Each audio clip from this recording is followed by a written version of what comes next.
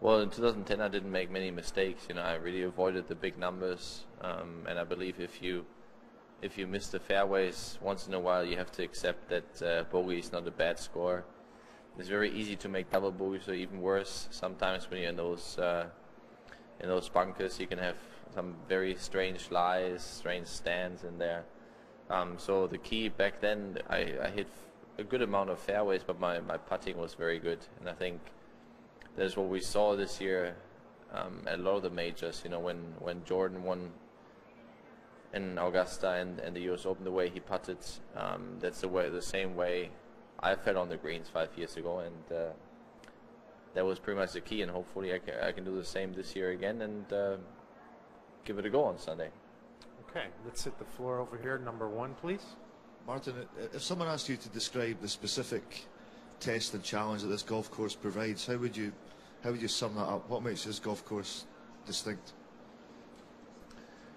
Well, the golf course is, you know, there are a few holes on that golf course. There's a good side to miss it and a bad side.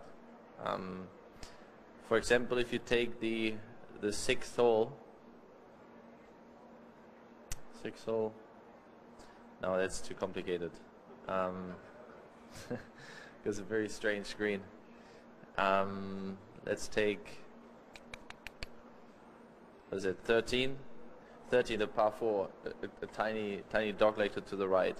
If you miss it down the left side, you can chase it up towards the green if you miss the fairway on the left. If you miss it right, I've been there 5 years ago, and you have very, very awkward stands. You don't really see the green from down there.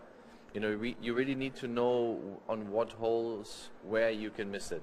And obviously, you're not playing for the miss, but it's obviously good to know when the wind is blowing. Okay, I'd rather miss it on this side, then I might have a chance to get it onto the green still. So things like this makes a golf course a little bit tricky. So it's not so much about hitting always a perfect shot. Is really knowing how can I manage my way around here in a smart way. If I don't play, if I have a okay day of ball striking, how can I still shoot something around par? And obviously you need a low round in order to compete, but you just need to wait for that low round. If it comes, great. If it doesn't come, then maybe it wasn't your week. But it's very important, especially here, that you keep your game together if you have one of those days where you don't strike it as good as usually.